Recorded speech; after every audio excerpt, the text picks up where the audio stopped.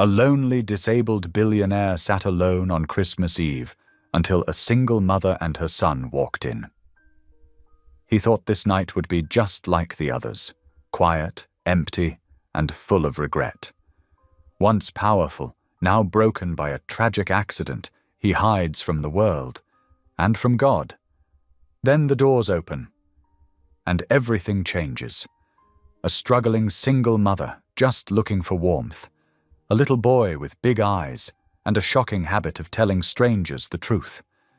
One sentence from that child stops the billionaire cold because it touches a secret buried for years. She doesn't know who he is. He knows exactly who she is, and what really connects them could heal a broken family or tear open wounds that never closed. Was their meeting just an accident? Or was this Christmas Eve meant to reveal a truth no one was ready for? Tell me in the comments where you're watching from right now, and if this story speaks to you, make sure you hit subscribe so you don't miss the next one. The snow fell thick and steady, the kind that muffled the world and made even a city feel hushed. It coated the sidewalks in white and pressed against the tall glass windows of the hotel like a quiet prose. Inside, the lights glowed warm, but the building felt empty. Too empty for Christmas Eve. The billionaire arrived just before dusk. An assistant pushed his wheelchair through the wide marble doors, wheels whispering over polished stone. He wore a dark coat draped neatly over his legs, his posture straight, his face calm in the practiced way of a man who had learned how to hide pain. The lobby staff straightened at once, voices lowering, movements careful. Everyone knew who he was. Everyone also knew not to linger. He waved the assistant away near the elevators. "That's all," he said softly. The assistant hesitated. "Sir, are you sure? It's Christmas Eve." He nodded once. "I'm sure." The assistant left, footsteps fading. The silence rushed back in. The billionaire rolled himself toward the restaurant wing of the hotel. He owned the building, had owned it for years, but he rarely came anymore. Too many memories, too many echoes of a life he no longer lived. The restaurant had been closed to the public for the night. Chairs were stacked. Tables were bare except for one, set near the window with a single candle burning low. He had asked for that table earlier in the day. One meal, one night, no interruptions. The manager met him at the doorway, wringing his hands. "Sir," the manager said, forcing a polite smile. "We weren't expecting—" "I know," the billionaire replied. "I called ahead." Yes, of course." The manager glanced behind him at the empty room. "If you need anything at all—" "I won't," he said. "Thank you." The manager nodded and retreated. The billionaire wheeled himself to the table. Outside, snow swirled under the streetlights. Cars crawled past, headlights dull and slow. Somewhere in the city, families were gathering. Laughter spilled into warm kitchens. Children waited for morning. He reached out and steadied the candle with careful fingers. His hands were strong. They still worked the way they always had. It was his legs that refused him now. His lower body sat quiet and heavy, a reminder he could never forget. He stared at the flame and felt the familiar weight settle in his chest. Christmas Eve had once been his favorite night of the year. He had believed in celebration then, in reward, in the idea that hard work led to good things. He had believed God noticed effort.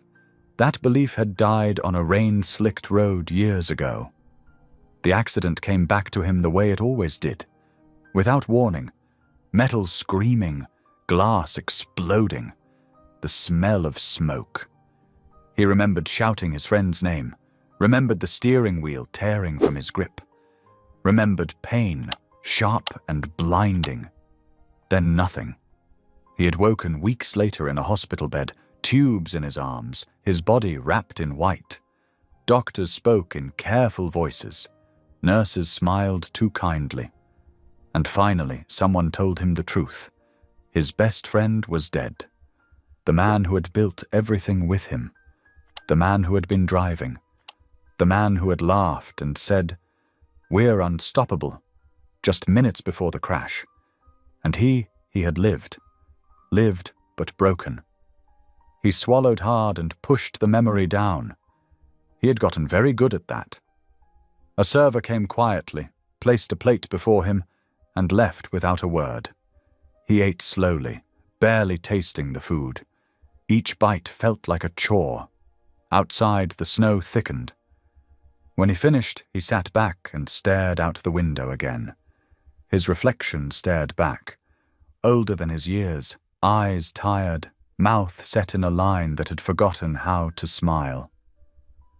Wrong man lived. He murmured under his breath. The words had become a habit, a confession he never spoke aloud to anyone else.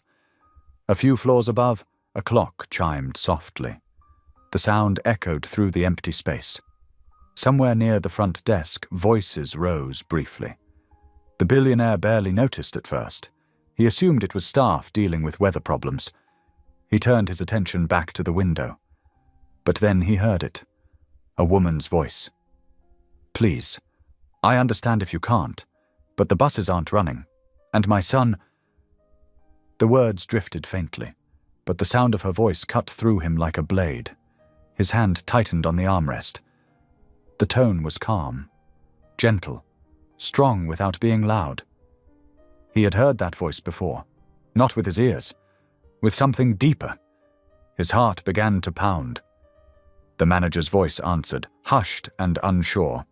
"Ma'am, the restaurant is closed, but let me see what I can do." Footsteps approached. The billionaire's breath came shallow now. His chest felt tight, as if the air had thickened. He told himself it was nothing.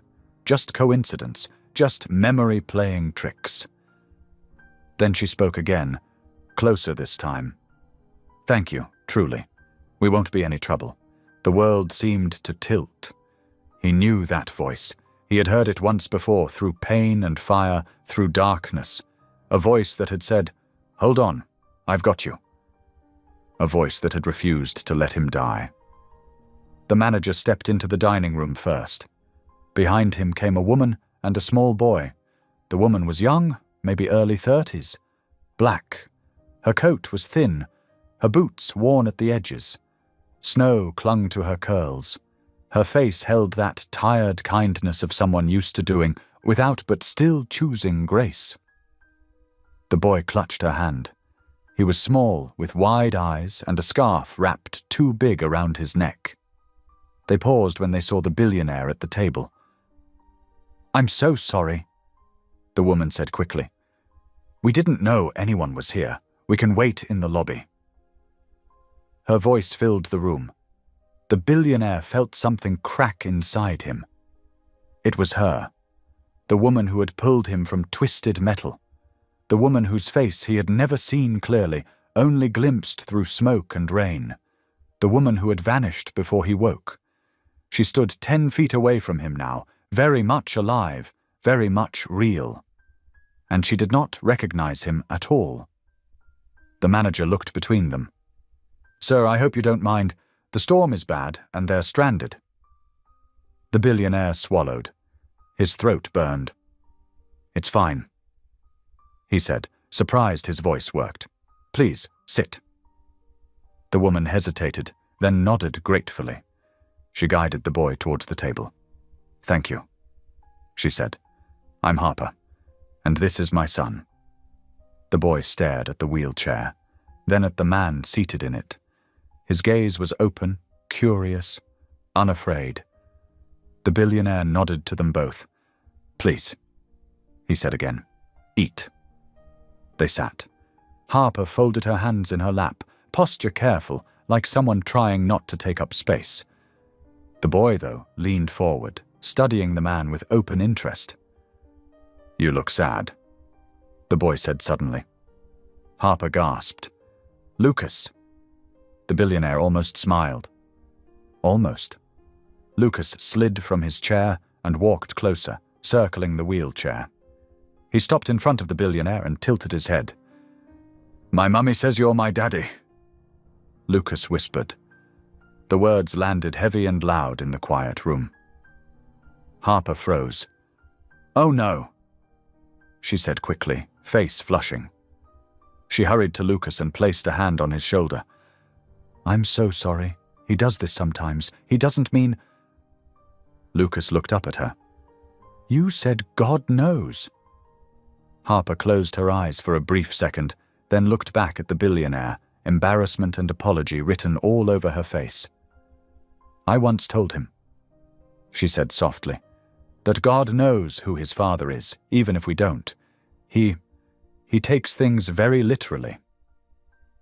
The billionaire could not move, not because of the chair, but because his heart had begun to race in a way it had not in years. He looked at Lucas again, at the boy's earnest face, at Harper's tired eyes, and somewhere deep inside, a door he had kept, locked, began to creak open. The snow continued to fall outside. Christmas Eve had just changed everything. For a few seconds, nobody spoke. The candle flame flickered as if it too had been startled. The restaurant felt suddenly smaller, like the walls had leaned in to listen. Harper's cheeks burned. She tightened her hand on Lucas's shoulder, gentle but firm, the way a mother did when she needed her child to understand without shaming him.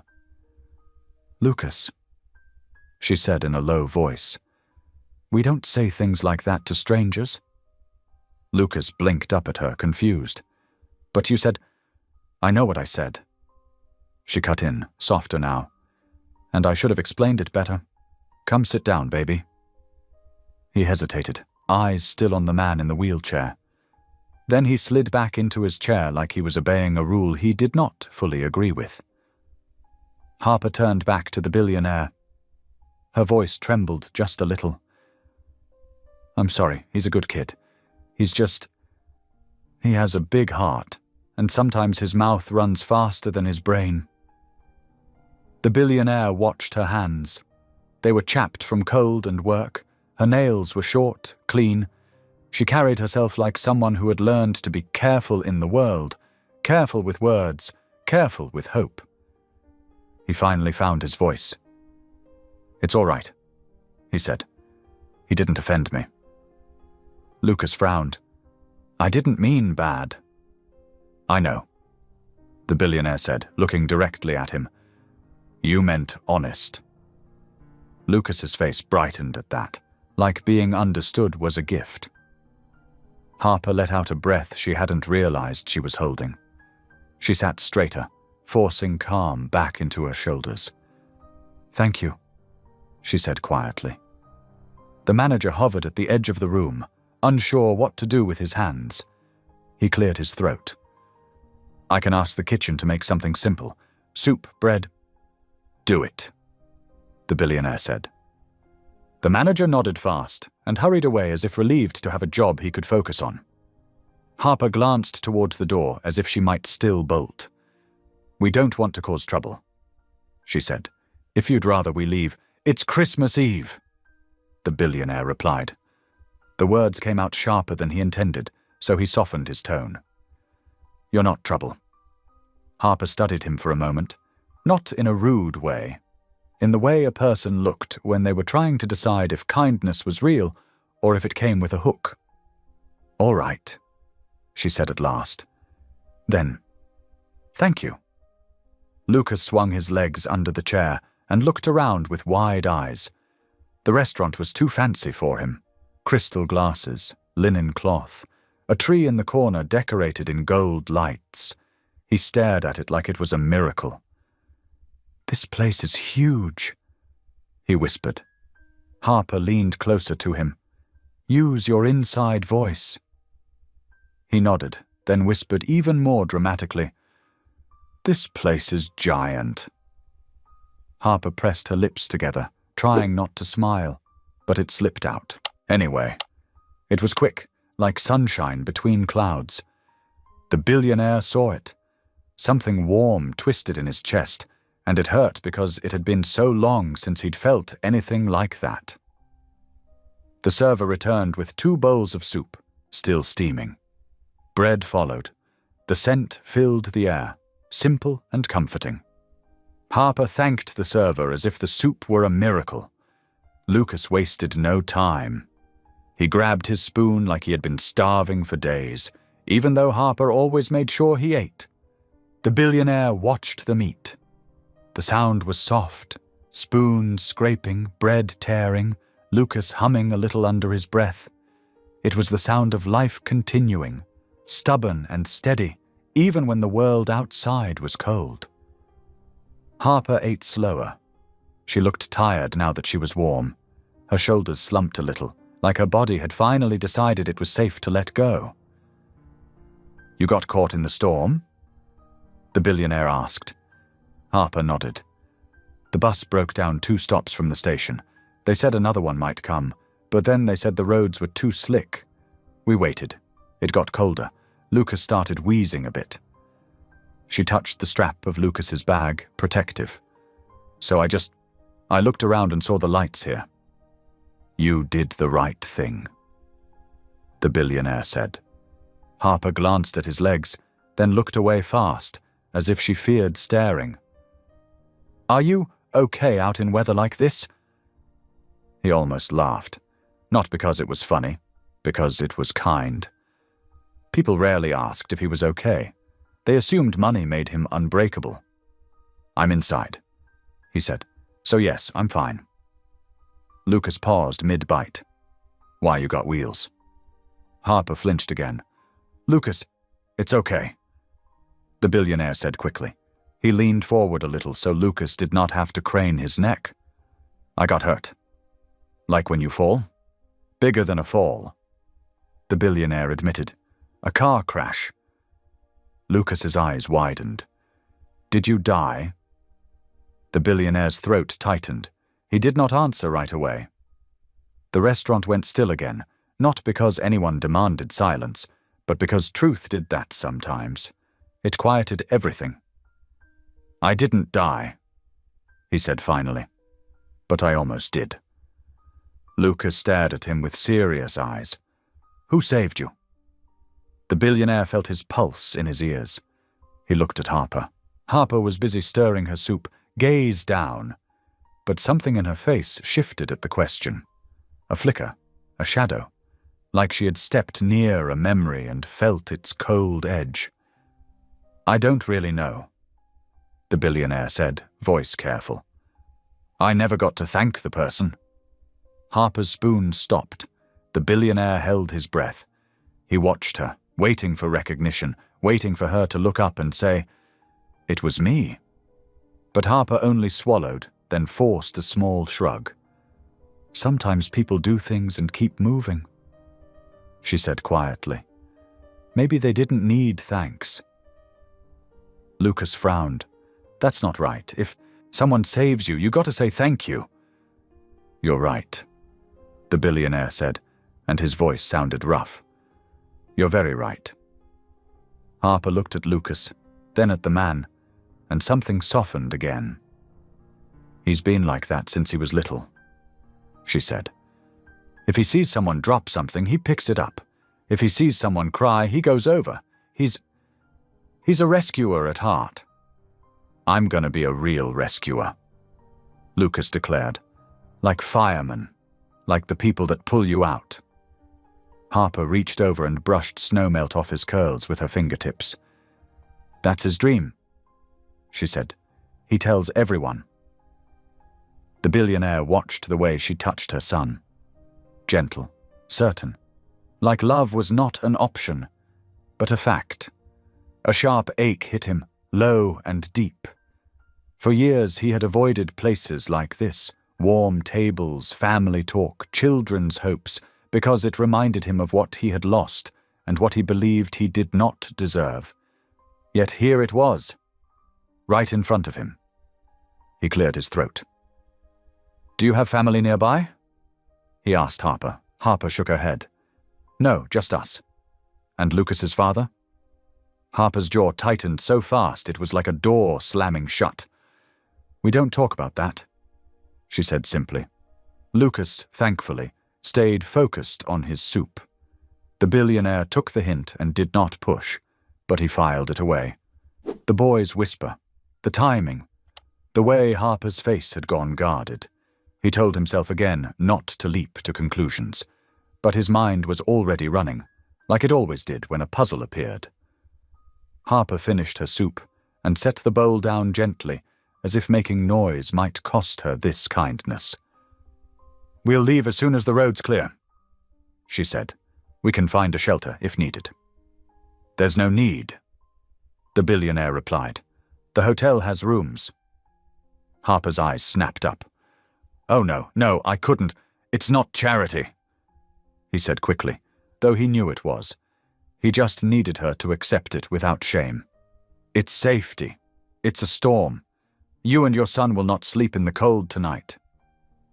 Harper's pride rose in her posture like a shield.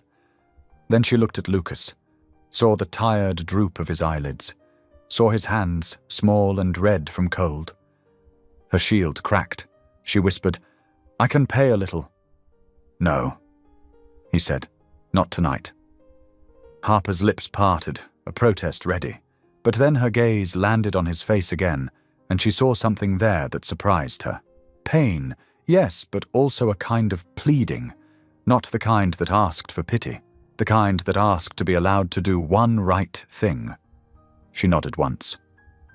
"All right," she said, "just for tonight." Lucas yawned big and loud. Harper covered his mouth with her hand, laughing softly. "Excuse you." Lucas leaned into her side. "I'm sleepy." "I know," she murmured. The billionaire motioned to the manager, who returned quickly, almost as if he had been waiting, behind the door. "Get them a room," the billionaire said. "A warm one, and make sure there's a humidifier. He mentioned wheezing." Harper looked startled. "It's not that bad. It matters," the billionaire said. The manager nodded and stepped closer to Harper. "This way, Mom." Harper stood, gathering Lucas's bag. Lucas glanced at the billionaire again, then lifted a hand in a small wave. "Night," Lucas said. The billionaire surprised himself by lifting his hand back. "Good night," he replied. Harper hesitated. For a moment it looked like she wanted to say something else. Her eyes lingered on him, searching, as if she felt a tug she could not name. Then she gave a polite nod. "Thank you," she said again, and her voice had weight now. Real gratitude, real humility. She followed the manager out. The restaurant fell silent once more, but it was not the same silence as before. The billionaire sat alone at the table, staring at the doorway they had disappeared through. His heart still hammered. His hands felt cold. He rolled himself slowly toward the window. Snow painted the world white. The city lights blurred behind falling flakes. He should have felt peace. He should have felt relief. Instead, he felt something he had not felt in years, hope and fear. Because he knew that voice. He knew it the way a drowning man knew the feel of a hand grabbing his collar and dragging him back to air. He closed his eyes, and the memory hit him again. Rain and smoke, his friend's voice fading, his own scream trapped in metal. And then a woman's voice, steady as a prayer. "Hold on, I've got you." He opened his eyes and whispered into the empty room. "It was you." The candle burned lower. The snow kept falling. And in his chest the locked door creaked wider. He did not know what the truth would be yet, but he knew this much. Christmas Eve had brought her back, and nothing in his life would stay buried anymore. The hotel hallway was quiet, wrapped in thick carpet and softer light. Harper followed the manager down the corridor, Lucas's small hand tucked into hers. His head bumped lightly against her side with each step, his body already sinking into sleep. "You holding up, baby?" she whispered. Lucas nodded without opening his eyes. "Feels warm," he murmured, "like church on Christmas." Harper smiled at that, though her chest still felt tight. She hadn't expected the night to turn the way it had. She had only wanted shelter. Instead, she had found herself sitting across from a man whose eyes carried a sadness she recognized too well. The manager stopped at a door and opened it. "Here you are," he said. "Extra blankets are in the closet. If you need anything, dial 0. "Thank you," Harper said. She meant it. When the door closed behind them, the quiet pressed in again. But it was gentler here. The room was simple and clean. A small lamp glowed beside the bed. Snow brushed softly against the window. Lucas climbed onto the mattress without waiting for permission and curled up on top of the covers. Harper laughed under her breath. "Shoes?" she reminded him. He kicked them off and burrowed under the blankets like he belonged there. Within seconds, his breathing slowed. Harper stood by the bed and watched him sleep. His lashes rested dark against his cheeks. His face was peaceful now, the way it always was when he felt safe.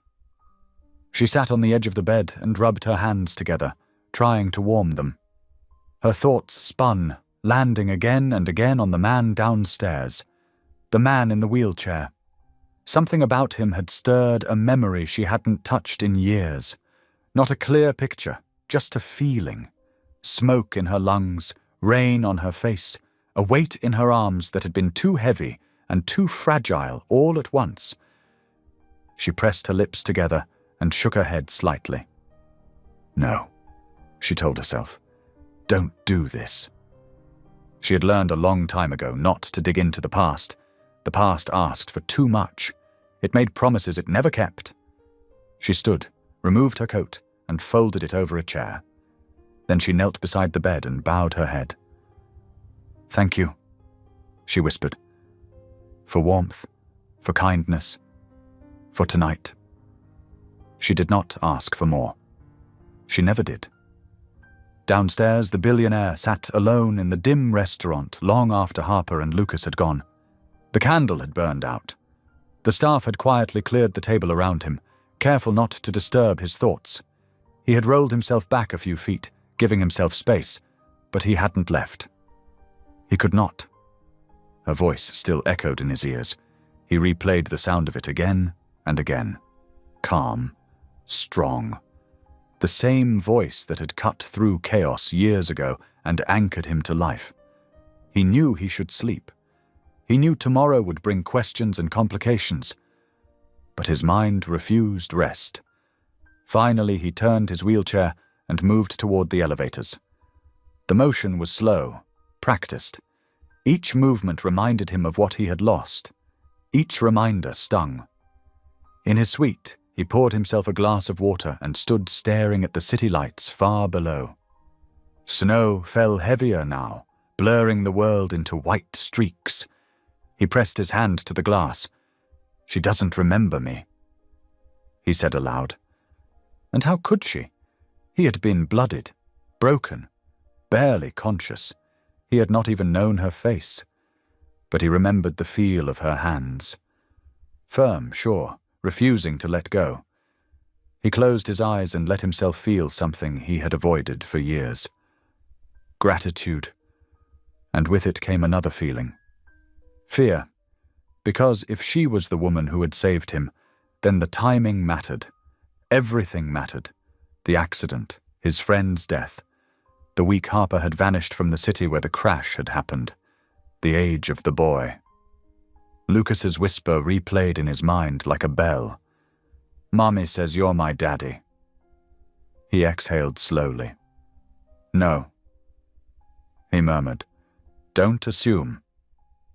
Assumptions had ruined enough lives already. Still, the question refused to be quiet. He turned away from the window and reached for his phone. Morning came late and grey. The storm had eased, but snow still covered the streets in thick drifts. Harper woke to the soft hum of the heater and the sound of Lucas breathing deeply beside her. For a moment, she forgot where they were. Then she remembered the lobby, the restaurant, the man. Her stomach fluttered. She sat up slowly and checked Lucas's breathing. Steady. No wheeze. Relief washed through her. Thank you, she whispered again. Lucas stirred and cracked one eye open. We still here? Yes, she said softly, but just for a little while. He smiled and stretched. I like this place. I know you do, she said, but remember, we don't get attached to places. Lucas's smile faded just a bit.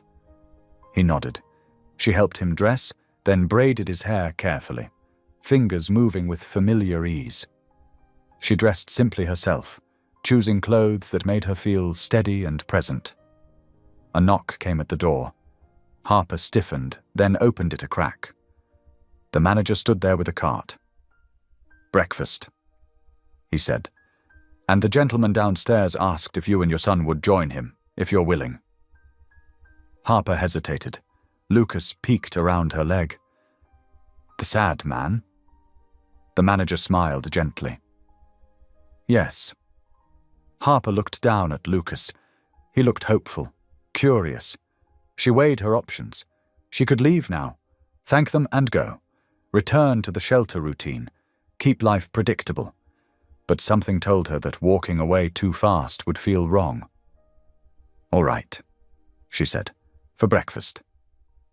The restaurant looked different in daylight, softer, less lonely.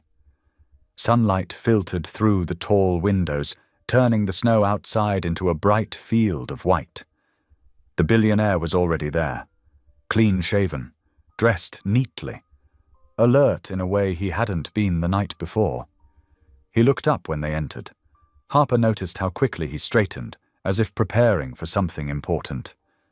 Good morning, he said. Morning, Harper replied. Lucas waved. Hi. Hi, the billionaire said back. They sat. Breakfast was simple. Eggs, toast, fruit. Lucas ate with enthusiasm. The billionaire watched Harper carefully now, studying details he had missed before. The small scar near her eyebrow, the way she tilted her head when she listened, the strength in her shoulders. You slept well? He asked. Yes, Harper said. Thank you. I'm glad. There was a pause. Comfortable. Not forced. Lucas wiped his mouth. You still sad today? The billionaire smiled faintly. Less than yesterday. Good, Lucas said. Sad people need helpers. Harper chuckled. You're not on duty today, she told him. Lucas shrugged. Always on duty. The billionaire felt something shift inside him. He leaned forward slightly. Lucas, he said, can I ask you something? Lucas nodded. Why do you want to be a rescuer? Lucas didn't answer right away. He looked down at his hands. Then he said, because sometimes people get stuck, and they think nobody sees them.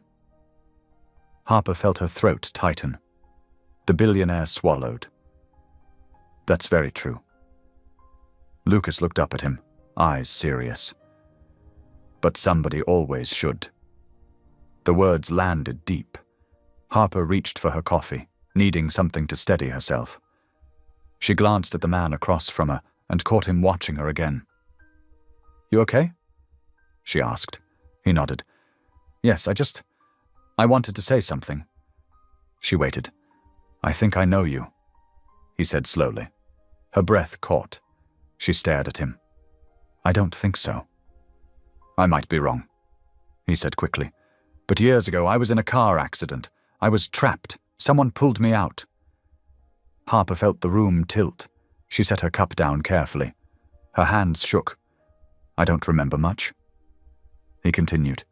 Just a voice. Her voice. The memory surged now, clear and sharp. The crash, the smell, the man bleeding, her hands burning as she pulled, her knees in broken glass, the sound of sirens far away. She had never spoken about it. Yes, she said quietly. I was there. His chest tightened. It was you. She nodded once. I didn't stay. The police came. The ambulance. I left. Why? She lifted her eyes to his. Because sometimes saving someone is enough. Staying would have made it about me. The billionaire closed his eyes. Emotion washed over him, raw and overwhelming. "Thank you," he said.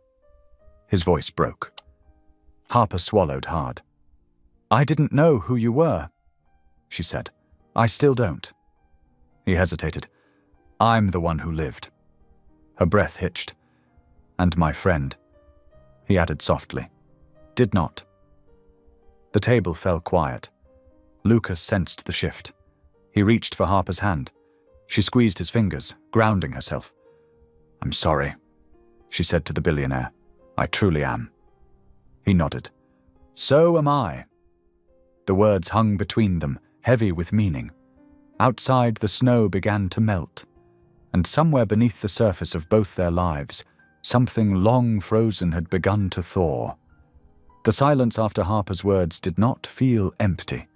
It felt full, packed with memories, regret, and a truth that had waited years to be spoken. "I didn't know," Harper said again, softer now. "About your friend. I'm sorry for your loss." The billionaire nodded slowly. He had heard those words many times before, from doctors, from board members, from strangers who had read headlines. But hearing them from her, from the woman who had been there, made them land differently.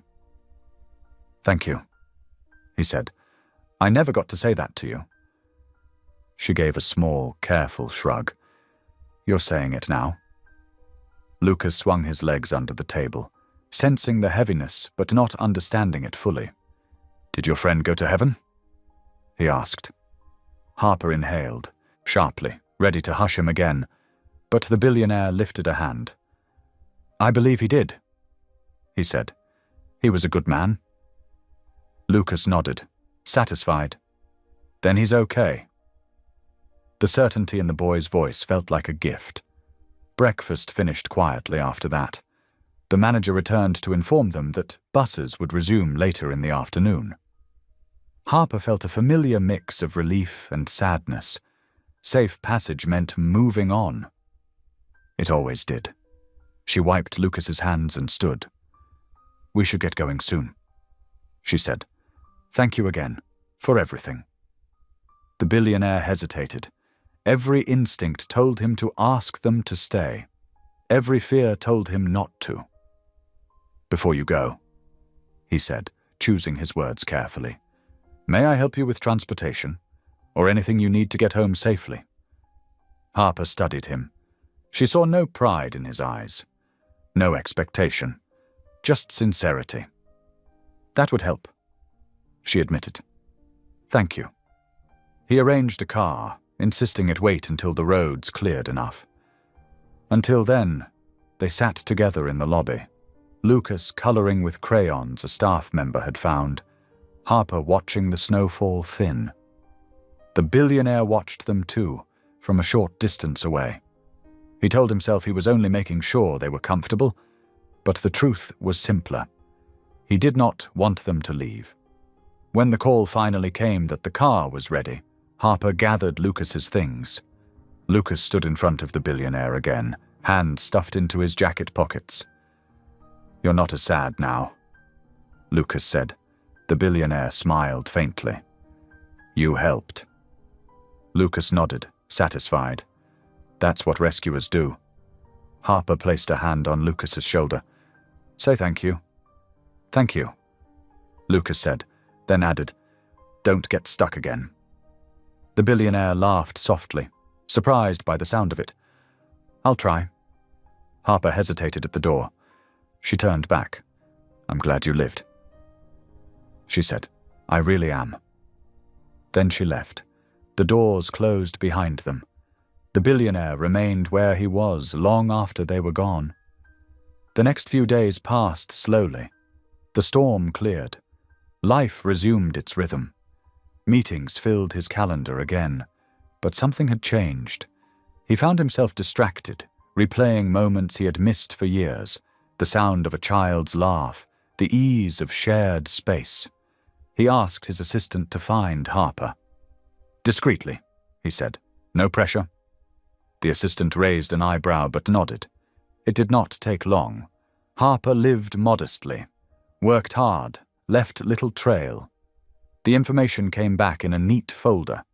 Address, employer, school Lucas attended. The billionaire stared at the papers for a long time. He had promised himself he would not interfere in lives again, that he would not use money to bend the world into something easier to bear. But this was different. He did not want control. He wanted clarity. He made one call to his doctor. "I want to run a DNA test," he said, quietly. There was a pause. "Are you sure?" "No," he replied, "but I need to know." Harper returned to routine with practiced ease. Work, school, dinner, bed. The hotel already felt like a dream. A strange, warm interruption. But Lucas talked about it constantly. "The sad man," he said while tying his shoes. "The wheels," he said while brushing his teeth. "The big tree," he said while drifting off to sleep. Harper listened and smiled, but a part of her stayed guarded. She had learned what hope cost. One afternoon, a letter arrived. Thick envelope, official seal. Her stomach tightened. Inside was a polite request, a medical consultation, a test for Lucas. Fully covered, no obligation. She read it twice. That night, after Lucas fell asleep, she prayed longer than usual. "Show me what to do," she whispered. "I don't want to make a mistake." In the morning, she agreed. The clinic was clean and quiet. Lucas did not mind the swab. He thought it was funny. "What's this for?" he asked. "Just checking on how special you are," the nurse said. Lucas grinned. "I already know that." Harper smiled, but her heart raced. Across town, the billionaire sat alone in his office, hands clasped, waiting. Days passed. When the call finally came, he took it standing. "Yes," he said, "I'm ready." The doctor spoke calmly, clearly. The words landed one by one. Lucas was not his son. The air rushed back into the room. Relief hit him first, sharp and unexpected. Then grief, because the truth that followed mattered more. Lucas was his friend's son. The man who had died believing he would never have a family had left one behind. The billionaire sank back into his chair, overwhelmed. "Thank you," he said quietly, and ended the call. He stared out the window, tears finally falling. Purpose settled over him like a mantle. Harper noticed the change before the truth reached her. The calls, the meetings, the sudden tension in the air when she visited the hotel again at the billionaire's invitation. Then came the overheard conversation. Lawyers, documents, words like trust and legacy. Her heart dropped. She packed that night. Lucas cried. "Did I do something wrong?" "No," she said fiercely. "Never." They left before dawn. The hotel felt colder without them. The billionaire returned from a meeting to find the room empty. Panic set in. He had waited too long. The church shelter smelled of coffee and old wood. Harper sat beside Lucas, holding him close. When the billionaire arrived, she stood, every wall raised.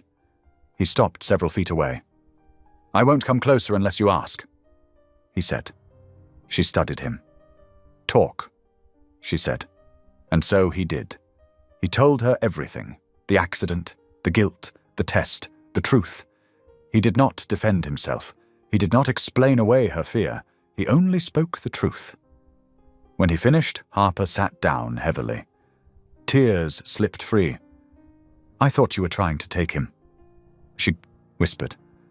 "I would never," he said. "I only wanted to honor my friend. And you." Lucas looked between them. "So, who's my dad?" Harper took a breath. The billionaire knelt as best he could in front of Lucas. "Your father was a brave man," he said. "And he loved you, even if he never got to meet you." Lucas considered that. "Do I still get rescuers?" he asked. Harper laughed through tears. "Yes," she said. "You do." 1 year later, the restaurant was full. Laughter replaced silence. Candles burned bright. The billionaire stood with a cane now, stronger, calmer. Harper moved through the room with confidence, purpose. Lucas helped an elderly man to his seat, proud and focused. The boy looked up at the billionaire and smiled. "You're not my daddy," he said, "but you're my family." The billionaire's eyes filled. Outside, snow fell again. Inside, love stayed. The car pulled away from the hotel curb slowly, tires crunching over half-melted snow. Harper watched the tall building fade behind them through the fogged window, her breath leaving soft clouds on the glass. Lucas pressed his nose close to the window. That place looked like a castle. Harper smiled faintly. It was just a hotel. But fancy, Lucas insisted, and warm, and the sad man lived there. "He doesn't live there," she said gently. "He just stays there sometimes." Lucas leaned back against the seat and hugged his backpack. "I think he's lonely." Harper didn't answer right away. She had felt it too, the loneliness in the man's eyes, the way he watched them like he was afraid they might vanish if he blinked. It had stirred something in her that she didn't like to name. Connection was dangerous. She had learned that early. The driver dropped them off near their apartment just as the sun broke through the clouds. Snow slid off rooftops in soft clumps. The street looked tired but familiar.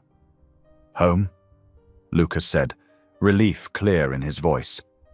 Harper paid the driver and thanked him, then took Lucas's hand as they climbed the steps to their building. Inside, the air smelled faintly of old paint and laundry soap. It wasn't fancy, but it was theirs. Once the door closed behind them, Harper leaned back against it and let out a long breath. Her body finally felt the weight of the last 24 hours. The storm, the fear, the kindness, and the man. She shook her head as if that might clear her thoughts. "Shoes off," she told Lucas. He kicked them aside and ran straight for the couch, flopping onto it with a dramatic sigh. "That was the best Christmas Eve ever," he declared. Harper hung her coat and paused. "Better than the year we made pancakes for dinner." Lucas considered this. "Okay, second best." She laughed quietly. "I'll take it." She warmed leftovers for lunch, the normal sounds of home settling her nerves. As Lucas ate, he talked. About the tree, the lights, the wheelchair, the soup, the rescuer talk. Harper listened, nodding, smiling when she could. But inside, her mind kept circling the same questions. Why had seeing him stirred that memory so clearly now? Why had Lucas said what he said? And why did her chest feel tight every time she remembered the look on that man's face when she admitted she had been there that night?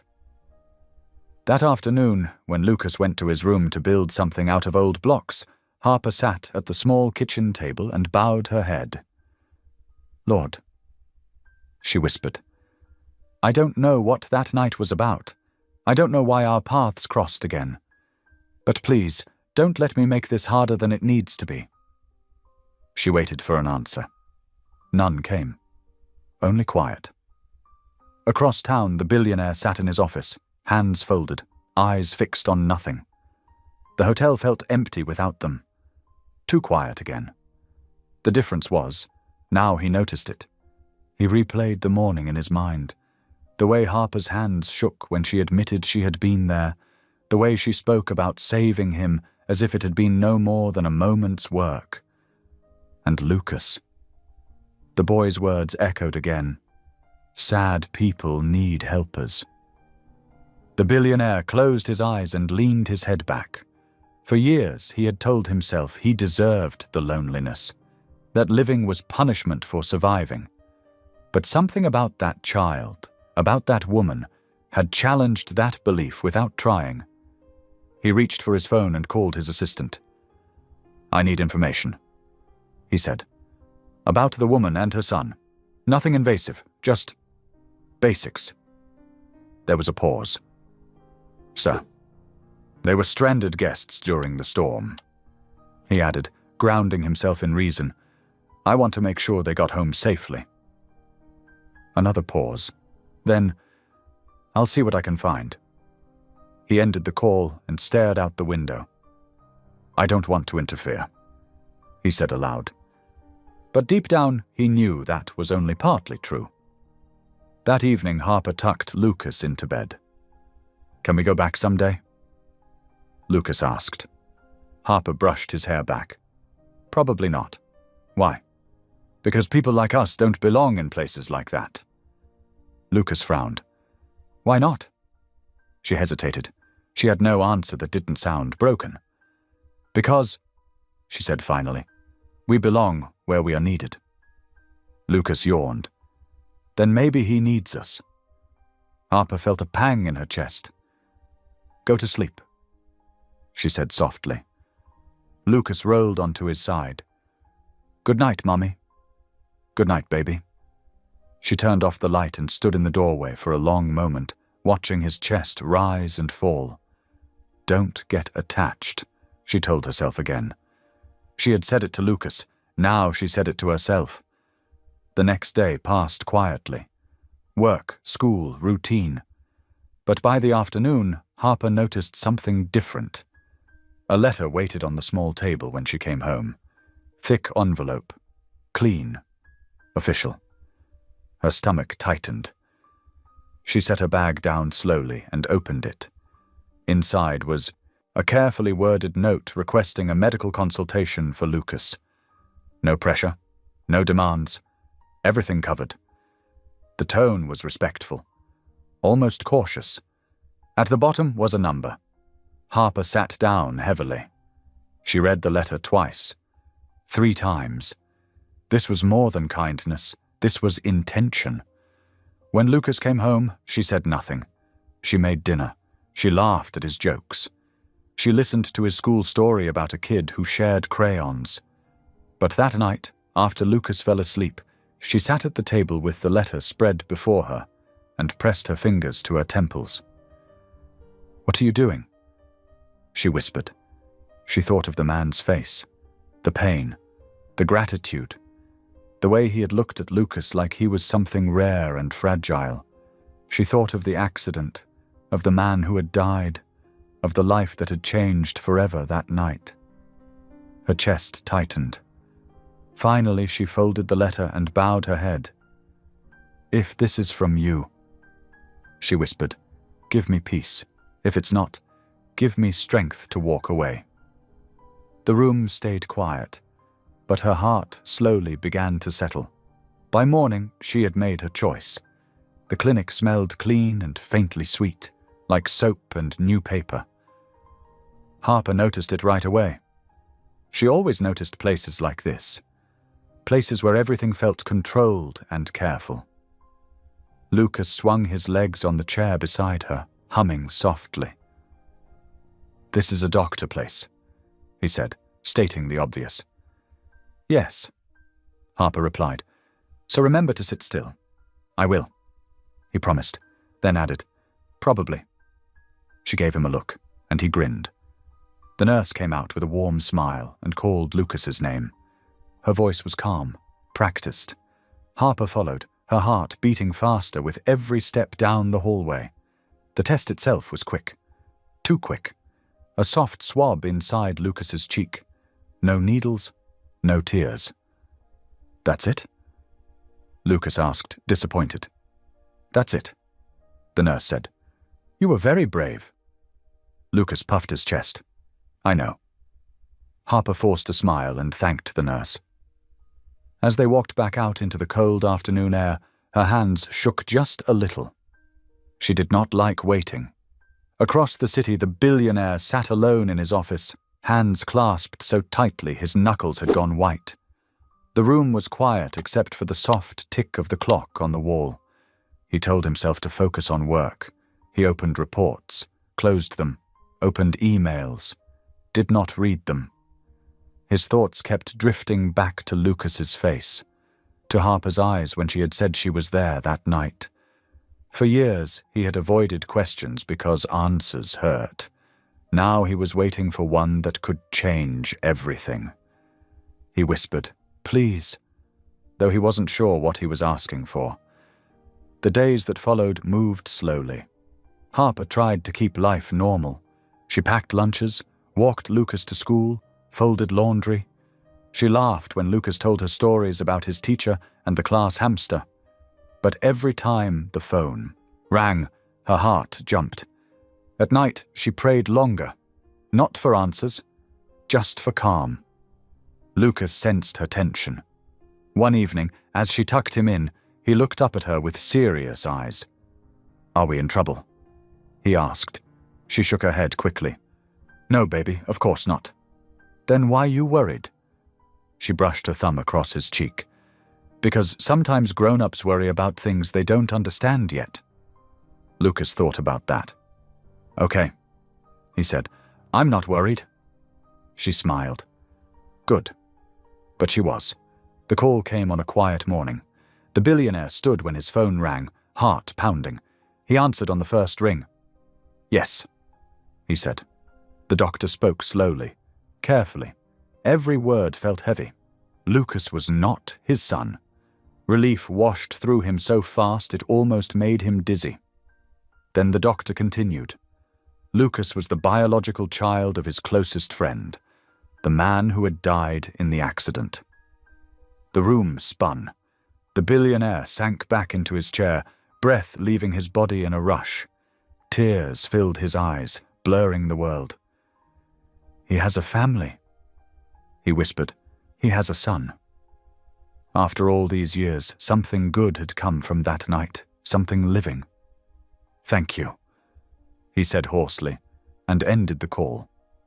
He pressed his hands to his face and cried. Not from pain this time, from meaning. Harper noticed the change before she heard the truth. The billionaire called more often, asked about Lucas's school, his asthma, his interests, always polite, always careful. She tried not to read too much into it, but her instincts told her something was shifting. Then came the meeting. She sat in the hotel conference room, Lucas coloring beside her, when voices drifted in from the hallway. Lawyers, formal tones, words like trust, legacy, arrangements. Her chest tightened. She gathered Lucas's things with shaking hands. "We're leaving," she whispered. "But we just got here," Lucas said, confused. Harper forced a smile. Plans changed. They left quietly, slipping out through a side exit. The billionaire returned to the conference room minutes later to find it empty. Panic surged through him. "They left?" he asked the manager. The manager nodded. "Just a few minutes ago." The billionaire's heart sank. He had waited too long. That night, Harper packed. Not everything, just enough. Lucas cried. "Did I do something wrong?" "No," she said fiercely, pulling him close. "Never. This is my fault, not yours." They left before sunrise. The shelter was warm but plain. Harper sat beside Lucas on a narrow cot, holding him as he fell asleep. Her heart ached. She had mistaken kindness for control. Again. She closed her eyes and prayed through tears. The billionaire found them the next morning. He stood at the doorway of the shelter, hands visible, voice low. "I won't come closer unless you ask," he said. Harper stood, every wall raised. "Talk," she said. And he did. He told her everything, the test, the truth, the friend, the guilt. He did not defend himself. He did not explain away her fear. He only told the truth. When he finished, Harper sat down heavily, tears falling. "I thought you were trying to take him," she whispered. "I would never," he said. "I only wanted to honor my friend. And you." Lucas looked between them. "So, who's my dad?" The billionaire knelt as best he could in front of Lucas. "Your father was a brave man," he said, "and he loved you, even if he never met you." Lucas thought for a moment. "Do I still get rescuers?" Harper laughed through tears. "Yes," she said, "you do." Outside, morning light broke through the clouds, and for the first time in years, the future felt open. The shelter's small common room filled slowly as morning moved on. Coffee brewed somewhere nearby, its smell warm and steady. Chairs scraped softly against the floor. Life went on around them, quiet and ordinary. Harper sat with her hands folded in her lap, staring at a spot on the wall. Her tears had dried, but her chest still felt sore, like she had been holding her breath for too long. Lucas sat beside her, swinging his feet. He looked calm now, as if the simple truth had settled him. "So," he said, breaking the silence, "my dad was brave." The billionaire nodded. "Very brave." "Did he save people too?" "In his own way," the billionaire said. "He helped build things that made life better for others." Lucas smiled. "That counts." Harper glanced at the billionaire. For the first time, she really looked at him, not as a powerful stranger, not as a threat, but as a man who had been carrying pain for a very long time. "You didn't tell me because you were afraid," she said quietly. "Yes," he answered, "and because I didn't want to take something that wasn't mine." She nodded slowly. "Fear makes liars of good people." He lowered his gaze. "It does." They sat with that truth for a moment. Finally, Harper spoke again. "What happens now?" The billionaire took a breath. "That's up to you. I don't want to push. I don't want to control anything. I only want to do right by my friend. And by Lucas." Lucas perked up. "Does that mean we still see you?" Harper tensed, instinct flaring. But the billionaire did not answer right away. He looked at Harper instead. "Only if you want to," he said, "and only in a way that feels safe." Harper studied his face. There was no hunger there, no grasping, just patience. She nodded once. "We can talk," she said, slowly. Relief crossed his face, quick and unguarded. "Slow is good," he said. Later that day, Harper and Lucas returned home. The apartment felt smaller than before, but also warmer, familiar. Harper set their bags down and opened the windows, just enough to let fresh air in. Lucas went straight to his blocks, humming to himself. Harper watched him for a moment, then sank into the kitchen chair. Her phone buzzed softly. A message. "Thank you for trusting me today. No rush, no pressure. I'm here when you're ready." She stared at the words, then set the phone face down. Trust did not come easy, but it came. The next few weeks passed with careful steps. The billionaire did not appear unannounced. He did not send gifts. He did not try to solve problems before being asked. Instead, he listened. They met in public places, parks, cafes. Once a small library near Lucas's school, always simple, always respectful. Lucas grew comfortable quickly. He asked questions, shared stories, showed drawings. The billionaire listened like every word mattered. Harper watched from the edges, heart cautious but curious. She saw how he spoke to Lucas, not down to him, not over him, but with him. She saw how he apologized when he made mistakes, how he asked before doing anything. One afternoon, as Lucas played nearby, Harper spoke what had been building inside her. "You don't have to do this," she said. "You know that." "I know," he replied, "but I want to." "Why?" He thought for a moment. "Because guilt kept me alive for years, and love is teaching me how to live again." Her throat tightened. As spring approached, plans formed, not rushed, not forced. The billionaire spoke of creating something in his friend's name, something lasting, something that would help people who helped others. "A foundation," he said, "for first responders, for single parents, for kids like Lucas who see what others miss." Harper listened. She asked hard questions. She challenged ideas that felt hollow. He welcomed it. "I don't want this to be about me," he said. "I want it to be about purpose." Lucas clapped his hands. "Rescue money." They both laughed. The day the foundation paperwork was signed, the billionaire handed Harper a pen. "I want you involved," he said, "not because you saved me, but because you live what this stands for." Harper hesitated. She thought of her past, of foster homes, of scraping by, of always being careful. Then she thought of Lucas, of the man who had died, of the man sitting across from her now. "I'll help," she said, "but I keep my job." He smiled. Of course. That night Harper stood by Lucas's bed as he drifted to sleep. "Mom?" he asked. "Yes, baby?" "I think God knew," he said. She smiled softly. "I think he did." As she turned out the light, Harper felt something unfamiliar, but welcome settle in her chest. Not certainty, but peace. And that, she had learned, was enough. Spring came slowly that year, like it was making sure no one would miss it. Snow melted into thin rivers along the sidewalks. Trees budded with careful green. The world felt cautious but hopeful. Harper noticed the change most in Lucas.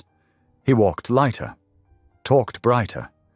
He woke up excited for school and came home full of stories. He still had his quiet moments, but the weight he once carried, questions without answers, had eased. One afternoon, Lucas burst through the apartment door, waving a paper. "Look." Harper wiped her hands on a towel and leaned down. "What is it?" "It's for Junior Rescue Club," he said proudly. "They teach kids how to help people." Her heart swelled. "That sounds wonderful." "They said I'm really good at noticing stuff," he added. Harper smiled. "I'm not surprised." That evening, she mentioned it during their weekly meeting at the park. The billionaire listened carefully, hands folded over his cane. "That's perfect," he said. "I can help with the fees if you want." Harper held up a hand. "We talked about this." He nodded quickly. "You're right, I'm sorry." She softened. "But maybe you could come watch sometime." His eyes lit up. "I'd like that." The foundation took shape in quiet ways. There was no grand announcement, no press, just small meetings and careful choices. Harper helped design outreach programs. She spoke up for families who didn't trust big systems. The billionaire listened. One afternoon, as they reviewed paperwork in his office, Harper noticed something new. He stood to greet her. Not for long, just long enough to show effort. She froze. "You didn't tell me." He smiled, a little shy. "Physical therapy. I didn't want to make it a thing." Her eyes stung. "It is a thing." He shrugged. "I want to try." Later that week, Harper received a call from her boss. "Harper," the woman said, voice uncertain. "There's been talk of budget cuts." Harper closed her eyes. "I understand." They hung up, and Harper sat at the table long after. Fear crept in, slow and cold. She hadn't told the billionaire yet. She didn't want help that came with power. That night, she prayed again. "Teach me how to receive," she whispered, "without losing myself." The next meeting came sooner than expected. Harper arrived tense. The billionaire noticed at once. "What's wrong?" he asked. She hesitated, then told him the truth. About her job, about the fear. He listened without interrupting. When she finished, he said carefully, "I won't offer money, but I can offer work." She frowned. "Work. The foundation needs someone to run community outreach, paid, fair, no favors." She studied him. "And if I say no?" He smiled gently. "Then I'll respect that." She sat back, heart racing. "Let me think," she said. Lucas loved the Junior Rescue Club. He learned how to call for help, how to stay calm, how to look for danger without running toward it. He came home glowing. One night, as Harper tucked him in, he asked, "Do you think the sad man is happy now?" Harper smiled. "I think he's learning." Lucas nodded. "Good." The decision came quietly. Harper accepted the job, not because she needed it, but because she believed in it. When she told the billionaire he didn't celebrate, he simply said, "I'm glad." Summer arrived. The foundation held its first small event, a cookout at a local park. Families came. Kids ran. First responders spoke to small groups. The billionaire stood beside Harper, watching Lucas show a younger child how to tie a knot. "You built this," he said. "We did," Harper corrected. He smiled. "Yes, we did." As the sun dipped low, Harper felt something settle in her chest. Not fear, not doubt, belonging. And for the first time in her life, she did not flinch from it. The summer heat lingered well into the evenings, turning the air thick and slow. Harper learned to move with it, pacing herself between work, Lucas's activities, and the growing responsibilities of the foundation. She was good at it, better than she had expected. People listened to her, not because she raised her voice, but because she spoke from experience. She remembered what it felt like to be unseen, to feel like help came with strings. She made sure this place felt different. One afternoon, after a long meeting, Harper stepped outside the foundation office and found the billionaire waiting by the curb. He leaned lightly on his cane, sunglasses perched on his nose, face tilted toward the sun. "You didn't have to wait," she said. "I wanted to," he replied. She smiled, then noticed the slight tremor in his hand as he shifted his weight. "You overdid it again." He sighed. "Probably." She walked beside him toward the car. "You don't have to prove anything." "I know," he said, "but I spent too many years sitting still." She nodded, understanding more than he knew. That evening, Lucas burst into the apartment waving another paper. "I'm going to help at the fire station open house." Harper laughed. "You're going to help hand out flyers?" "That's helping," Lucas insisted. She hugged him. "You're right." They arrived at the station together the next Saturday. Sirens blared for demonstration. Firefighters smiled and answered questions. Lucas listened wide-eyed, absorbing everything. The billionaire arrived later, careful not to draw attention. He stood back, watching Lucas explain safety tips to another child with all the seriousness of a teacher. "He's something," a firefighter said. "Yes," the billionaire replied. "He is." The setback came quietly. One morning, Harper's phone rang early. The voice on the other end was tense. "Harper," her supervisor said. "There's been a complaint. Someone says the foundation is favoring certain families." Harper's stomach dropped. "That's not true."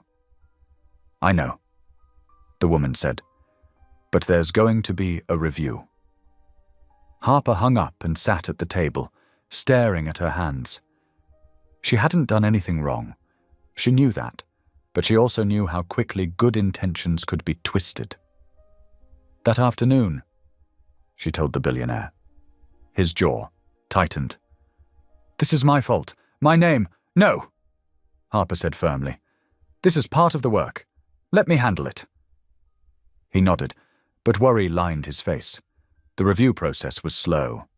Papers, interviews, questions that felt pointed even when they weren't meant to be. Lucas sensed the tension. "Are we in trouble again?" he asked one night. Harper hugged him close. "No, baby. Sometimes doing good makes noise." He considered that. "Loud good?" She smiled. "Something like that." The day the review ended, Harper waited alone in the foundation office.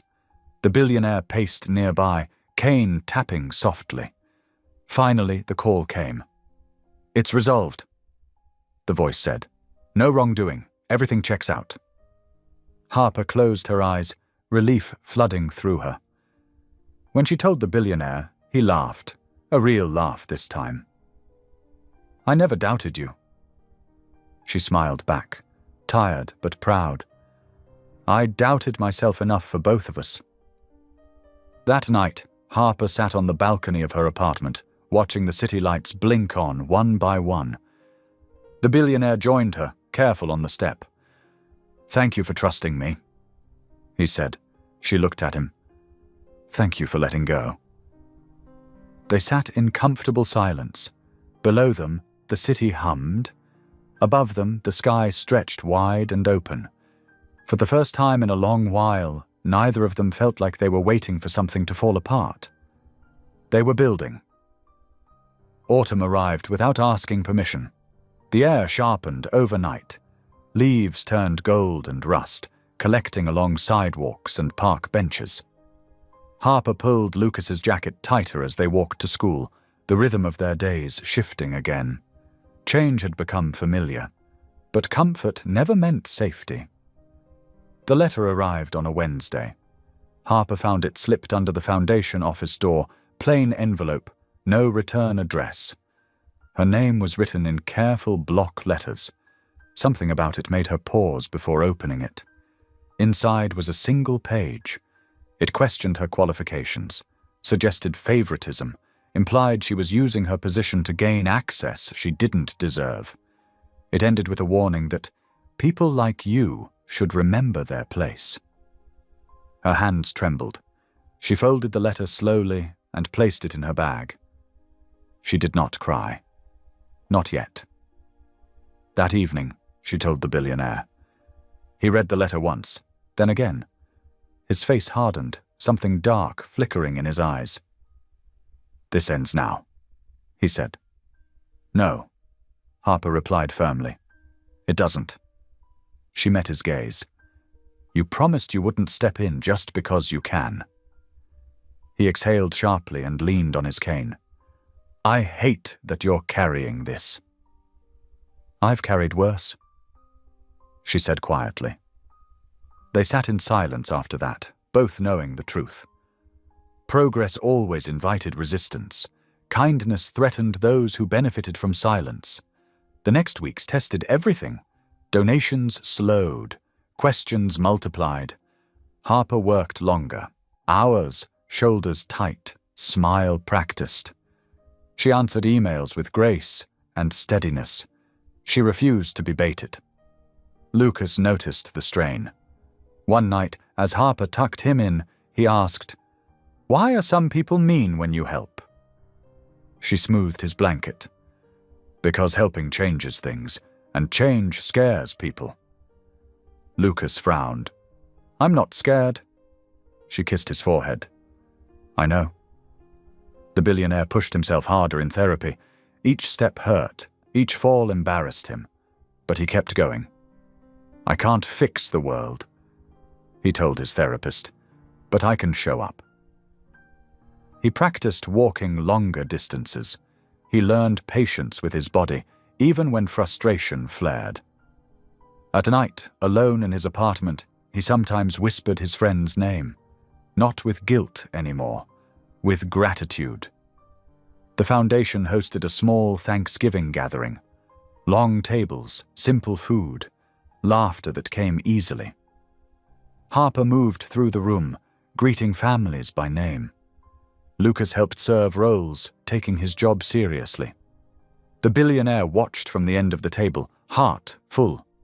This was the peak, the joy they had been building toward. And like all peaks, it did not last. 2 days later, Harper's boss called her into the office. "We've received another complaint," the woman said gently. This one is louder." Harper felt the floor shift under her feet. "They're questioning the foundation's leadership structure," the boss continued. "There's pressure from the board. They want distance." Harper swallowed. From me. The woman nodded. Temporarily. Harper walked out numb. She called the billionaire from the sidewalk, voice steady but thin. They want me to step back. No, he said immediately. They can't. They can, she replied. And they are. She closed her eyes. I won't fight this. Why? His voice cracked. Because I won't let the work suffer, she said. And because maybe this is where I stop. The line went quiet. The billionaire felt the old fear rise, the sense of loss, the familiar fall. History threatened to repeat itself. That night, Harper packed her office box in silence. Lucas watched from the doorway. Are we leaving? He asked. She forced a smile. Not tonight. But her heart said otherwise. Outside, the wind rattled bare branches. Autumn deepened, and everything they had built trembled, waiting to see if it would hold. The night Harper stepped back from the foundation felt heavier than the winter coats hanging in her closet. She sat at the small kitchen table long after Lucas had gone to bed, her office box still unopened beside her chair. Papers peeked out at uneven angles, notes, flyers, a framed photo from the summer cookout where everyone had been smiling, unaware of how fragile good things could be. Harper rested her elbows on the table and pressed her palms together. She did not cry right away. She had learned, over many years, how to hold tears in place. Tears had a way of asking questions she didn't always want to answer. Instead, she stared at the wall and listened to the sounds of the building settling for the night. Someone upstairs ran water. A door closed down the hall.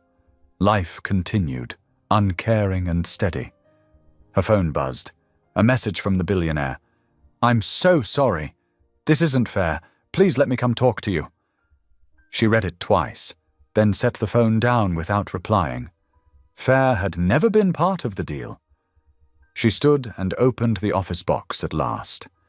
She sorted through the papers slowly, touching each one like it mattered, because it did.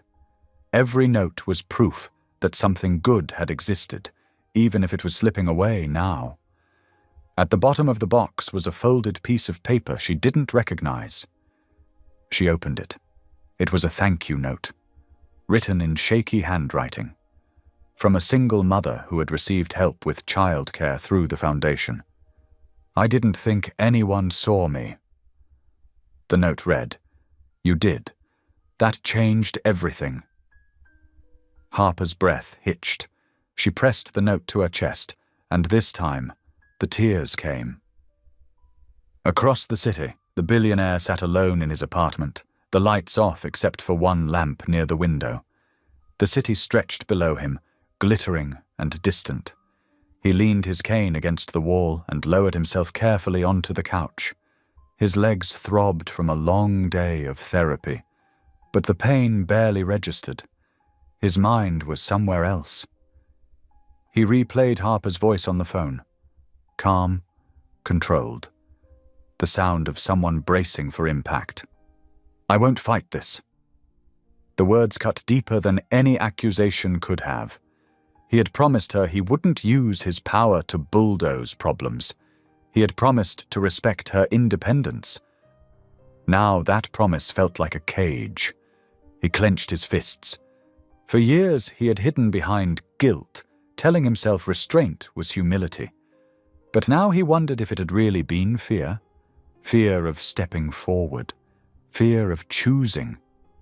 He whispered into the dark. What am I supposed to do?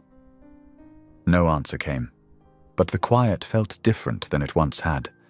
It no longer accused him. It waited. He thought of his friend, of Lucas, of the night everything had changed, and for the first time, he understood something clearly. Redemption did not come from standing still. It came from standing up when it mattered most. The next morning, Harper woke early, long before the alarm. Her eyes felt swollen, her body heavy. She moved through the routine on instinct. Coffee, toast, packing Lucas's lunch. Lucas wandered into the kitchen, rubbing his eyes. "You didn't come say goodnight," he said softly. Guilt pierced her chest. "I'm sorry, baby." He climbed into the chair across from her. "Are you sad again?" She considered lying. Then she didn't. "Yes," she said. "A little." Lucas nodded, accepting it the way children sometimes did, without judgment. "It's okay. You always get better." She smiled weakly. "I try." On the walk to school, the air was sharp with cold. Leaves crunched underfoot.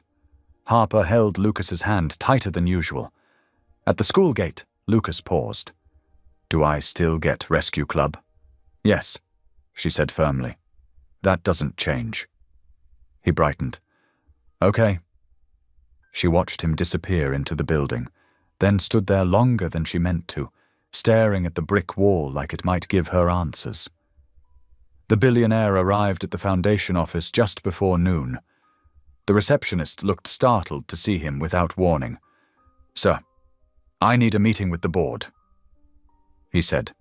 His voice was calm, steady, but there was something new under it, resolve.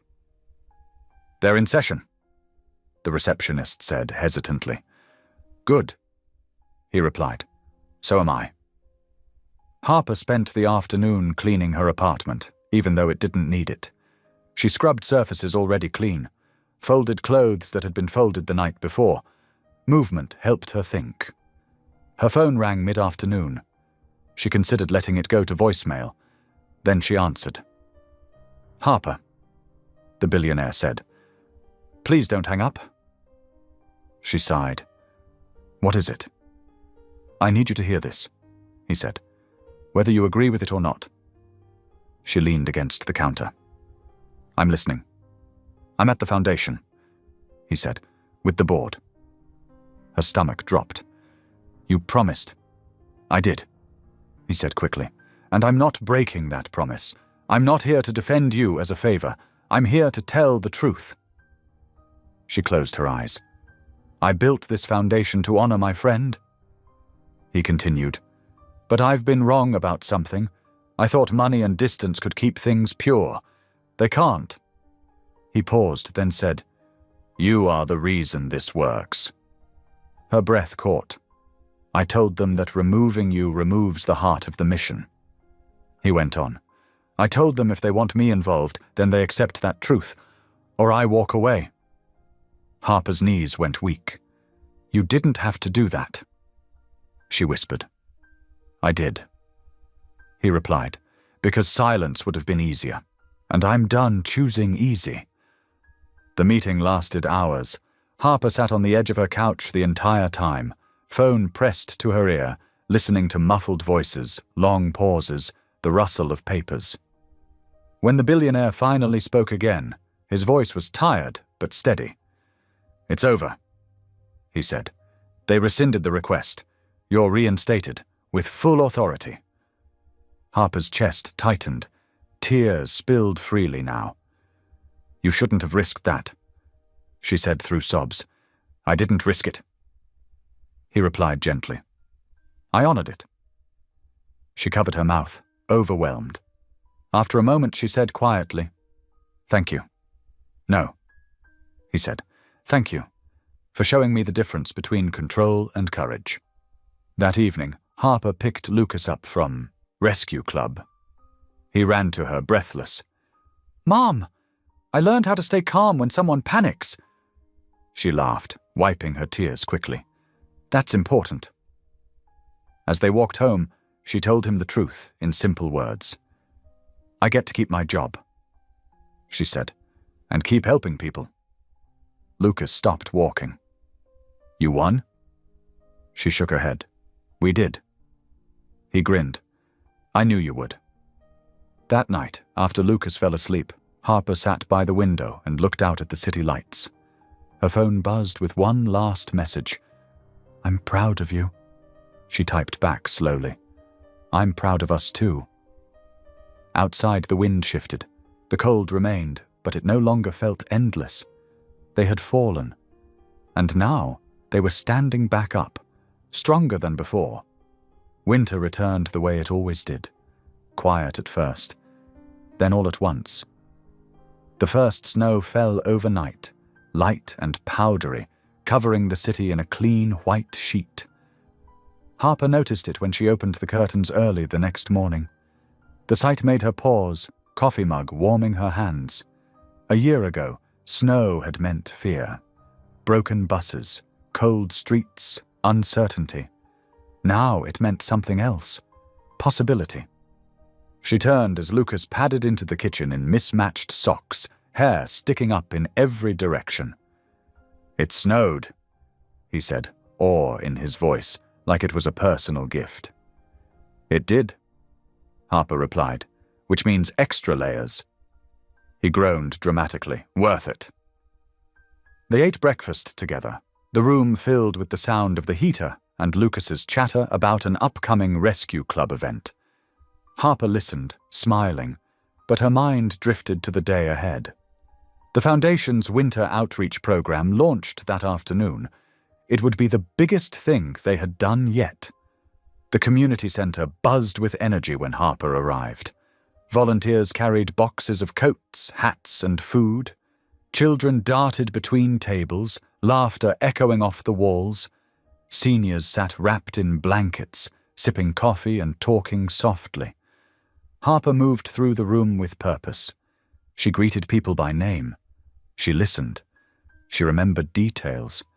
She wore a simple sweater and boots, nothing fancy. She didn't need to look important. She was important here because she belonged. The billionaire arrived quietly, leaning on his cane, coat dusted with snow. He paused at the door, taking in the scene. Harper spotted him and walked over. "You made it," she said. "I wouldn't miss this." He replied.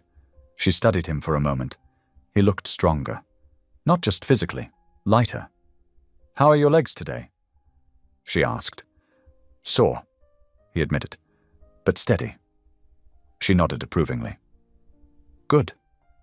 Lucas ran up then, wearing a bright rescue club badge pinned proudly to his jacket. "You came," he said to the billionaire.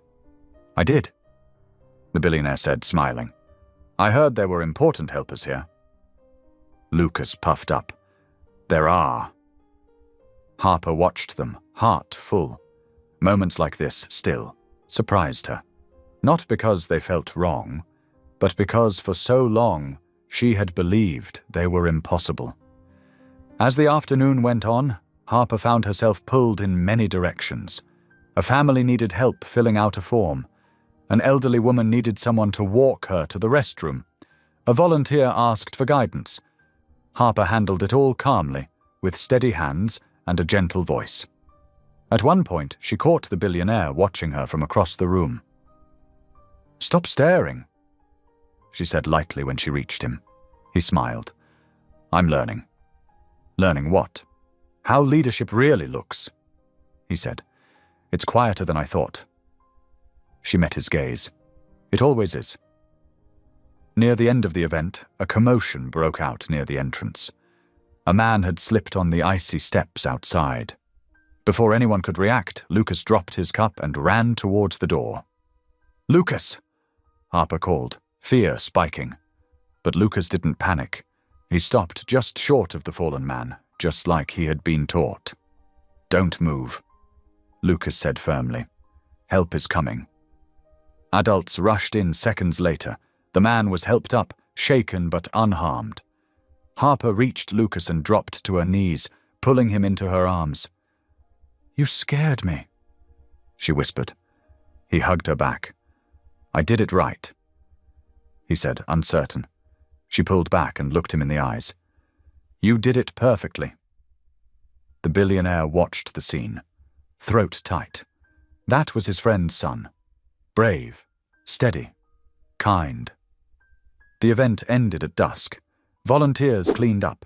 Families drifted home with full bags and warmer spirits. Outside, snow began falling again, thicker now. Harper stood at the window, exhausted but satisfied. "You did good today," the billionaire said, joining her. "So did you," she replied. He shook his head. "I just showed up." She smiled. "That's the part most people avoid?" Later that evening, Harper walked Lucas home through the snow. Streetlights glowed softly. The city felt peaceful, like it was holding its breath. "Mom?" Lucas asked. "Yes? Do you think my dad would like what we're doing?" Harper stopped walking. She knelt in the snow so she was eye level with him. "I think he'd be very proud." Lucas smiled, relieved. "Me too." That night, after Lucas was asleep, Harper sat alone on the couch. Her body ached, her mind buzzed. She thought about the past year, about how close she had come to walking away, about how fear had almost convinced her to stay small. Her phone buzzed. A message from the billionaire. "Thank you for today. For everything." She typed back. "This is what living looks like." A pause. Then another message. "I'm starting to understand that." Across the city, the billionaire stood by his window, phone still in hand. Snow drifted down, quiet and steady. He thought about the man he had been before the accident. Driven, proud, certain. He thought about the man he had become after. Afraid, guilty, closed off. And then he thought about who he was becoming now. Someone who showed up. Someone who chose life. He whispered his friend's name into the quiet room, not with regret, but with gratitude. "Your son is doing well," he said softly. "We're doing our best." Back in her apartment, Harper turned off the lights and stood by Lucas's door for a long moment, listening to him sleep. She felt tired, but it was the good kind. The kind that came from doing work that mattered. She went to bed knowing that tomorrow would bring new challenges, new doubts, new risks, but also new chances. And this time, she would not face them alone. Winter had come again, but this time it did not feel cold. It felt like home. The days after the winter outreach event settled into a steady rhythm, but beneath that calm, something deeper was shifting. Harper felt it in the quiet moments, when she stood alone in the foundation office early in the morning, keys jangling softly as she unlocked the door. When she watched Lucas laugh with other kids at Rescue Club, his confidence growing in ways she hadn't known how to give him on her own. When she caught the billionaire watching them both with a look that was no longer haunted, but thoughtful and present. Life was no longer just survival. It was becoming something else. One morning, as Harper sorted through donation receipts, her phone buzzed with an unfamiliar number. She almost ignored it, then answered. "Hello, Miss Harper," a woman's voice asked, polite but firm. "This is the County Social Services Office. We're following up on a file connected to your son." Harper's chest tightened. Old reflexes flared. "Yes," she said carefully. "What is this about?" "There's no emergency," the woman said quickly. "Please don't worry. We're reviewing older records connected to the accident that took place years ago, the one involving Mr. Witt." She stopped herself. "The one you reported." Harper sat down slowly. "I reported that accident," Harper said. "Yes. We recently reopened several cases tied to that crash due to an insurance dispute." The woman continued. "Your name came up as the primary civilian rescuer. We'd like to ask you some questions. It may also involve your son, since timelines overlap." Harper's mouth went dry. "Do I need a lawyer?" "That won't be necessary," the woman replied. "This is simply procedural, but I understand it may feel unsettling." That was an understatement. After the call ended, Harper stared at the phone for a long time. Her hands trembled, not from fear of wrongdoing, but from memory. Sirens, rain, blood, the weight of a stranger's body in her arms. She had buried that night deep. Now it was knocking again. she told the billionaire that evening. They sat in his apartment, mugs of tea cooling on the table between them. Lucas was in the living room, building an elaborate rescue scene out of blocks, narrating every move under his breath. They want to revisit the accident, Harper said. Ask questions. They mentioned Lucas. The billionaire's jaw tightened. Why now? Some insurance issue, she said. They say it's routine. Nothing about that night ever felt routine, he replied. She looked at him. I'm not afraid of the truth. I know, he said softly. I just hate that it keeps coming back to hurt you. Harper considered that. It doesn't hurt the same way anymore. He studied her face. What does it hurt like now? She thought for a moment. Like a scar you didn't know was still tender. He nodded, understanding too well. If you want, he said carefully, I can be there when you talk to them. Not to speak for you, just to stand with you. She met his gaze. I'd like that. The interview took place 2 days later in a plain government office that smelled faintly of old carpet and paper. Harper sat straight in her chair, hands folded neatly in her lap. The billionaire sat beside her, cane resting against the table, presence calm and grounded. The social worker asked careful questions. Harper answered clearly. Yes, she had been nearby. Yes, she had heard the crash. Yes, she had acted without thinking. I remember pulling him out, Harper said. I remember telling him to hold on. I remember another man still inside the car. Her voice wavered, but she kept going. I tried to reach him, she said, but the fire was spreading. Someone else was screaming for me to stop. The room was quiet. The billionaire felt his chest tighten. He had lived with this knowledge in fragments. Hearing it whole was different. You saved a life, the social worker said gently. Harper shook her head. I saved one. The interview ended shortly after. Outside, Harper stood in the cold air and took a deep breath. You okay? The billionaire asked. She nodded slowly. I am now. That night, Harper dreamed of the accident for the first time in years. But it was different. This time, she wasn't alone. She woke before dawn, heart racing, then sat up and breathed until the panic faded. Lucas stirred in his room, murmuring in his sleep. She stood in the doorway and watched him, steadying herself. The past no longer owned her. The call came a week later.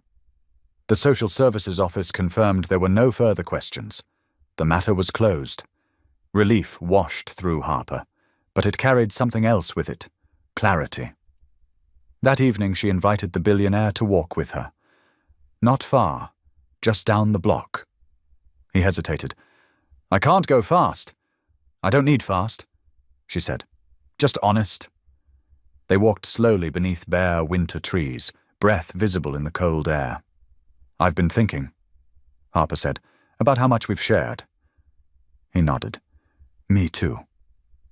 We built something good, she continued, but I need to know where this is going. For Lucas. For me. He stopped walking. So do I, he said quietly. She turned to face him. I don't want a savior. I don't want a benefactor. I don't want someone who feels obligated to us because of the past. I understand, he said. I want someone who chooses us, she said. Every day, even when it's hard. The billionaire swallowed.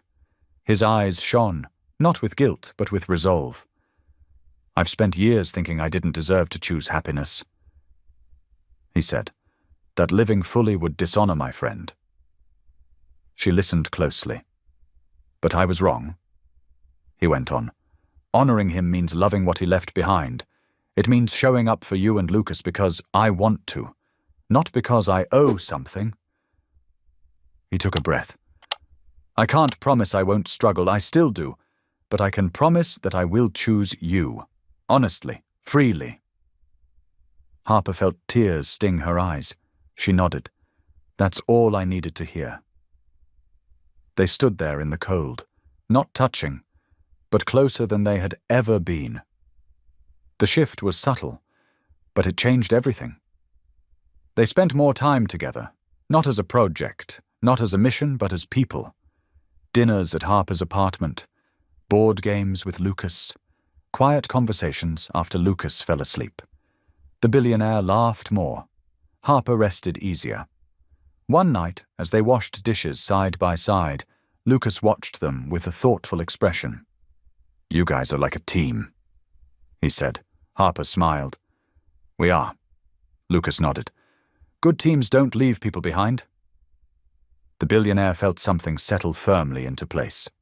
"No," he said, "they don't." As Christmas approached again, the city began to glow. Lights went up. Music filled stores. The foundation prepared for its annual Christmas Eve dinner at the hotel restaurant, the same one where everything had begun. Harper stood in the doorway of that space one evening, watching staff set tables. The memory of that first night rose up, but it no longer hurt. It felt complete. The billionaire joined her, standing with his cane, posture strong. "You ready?" he asked. She smiled. "I am." That night, Harper tucked Lucas into bed. "Mom?" he asked softly. "Yes, baby? Do you think next Christmas will be even better?" She brushed his hair back and kissed his forehead. "I think every Christmas can be better if we choose it to be." Lucas smiled sleepily. "Good. I like choosing." Harper turned off the light and stood in the quiet hallway, heart full. For the first time in her life, she was not afraid of the future. She was walking toward it, and she was not walking alone. December settled in gently, as if the city itself wanted to be careful with what it had been given. Harper felt it in the way people smiled more easily, in the way Lucas hummed Christmas songs while doing his homework, in the way the foundation volunteers moved with quiet purpose instead of hurry. There was joy, but it was the kind that knew loss had once lived here too. The hotel restaurant filled with soft light as staff prepared for Christmas Eve. Tables were dressed simply, candles ready but unlit. Evergreen branches lined the walls. It felt warm without being showy. Harper walked through the room slowly, checking details, greeting staff by name. She stopped near the window where snow drifted down, the same spot where a lonely man had once sat with a single candle and too much pain. The billionaire joined her, cane steady in his hand. "You turned this place into something different," he said. She shook her head. "It always had the bones. It just needed people." He smiled. "You have a way of seeing what's already there." She glanced at him. "So do you now?" They stood side by side, comfortable in the silence. Later that afternoon, Lucas arrived with a group of kids from Rescue Club. They wore mismatched sweaters and too much excitement. Lucas carried a small box with careful seriousness. "What's that?" Harper asked. He grinned. "A surprise." The guests began to arrive as evening fell. Seniors from the community center, families who had once needed help and now offered it. A few first responders still in uniform. Laughter replaced echoes. Harper watched Lucas move through the room, greeting people, offering help, making sure no one felt left out. He stopped beside an older man struggling with his coat and helped him gently. The billionaire's chest tightened with pride. During dinner, Lucas slipped away and returned holding the small box. He walked straight to the billionaire and held it out. "This is for you," he said. The billionaire blinked. "For me?" Lucas nodded. "You helped me learn how to help. That makes you family." Inside the box was a simple wooden ornament carved into the shape of a shield, the word rescue etched across it. The billionaire swallowed hard. "Thank you," he said. Lucas smiled. "You're welcome. You're not my daddy, but you're my family." The words landed softly, perfectly. Harper felt tears gather as she watched the billionaire reach out and pull Lucas into a careful hug. Outside, snow fell thicker, coating the city in white. Inside, warmth held steady. As the night wound down and guests began to leave, Harper stood once more by the window. The billionaire joined her, standing a little taller than he had a year ago. "This time last year," he said quietly, "I didn't want to be here." She reached for his hand, squeezing it once. "I'm glad you stayed." He looked at her, eyes clear. "So am I." The candles burned low. The room hummed with peace. Christmas Eve no longer marked what had been lost. It marked what had been found. Christmas morning arrived quietly, wrapped in fresh snow and soft light. Harper woke before dawn and lay still, listening to the calm. No rushing, no fear, just peace. She rose and moved to the living room, where Lucas had fallen asleep on the couch, curled around his blanket. "Christmas," she whispered. Lucas sat up fast, eyes wide.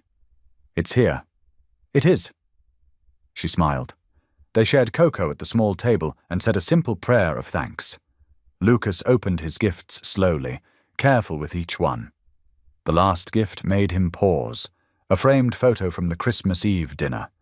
It showed Lucas helping an older man with his coat, Harper smiling nearby, and the billionaire watching them both.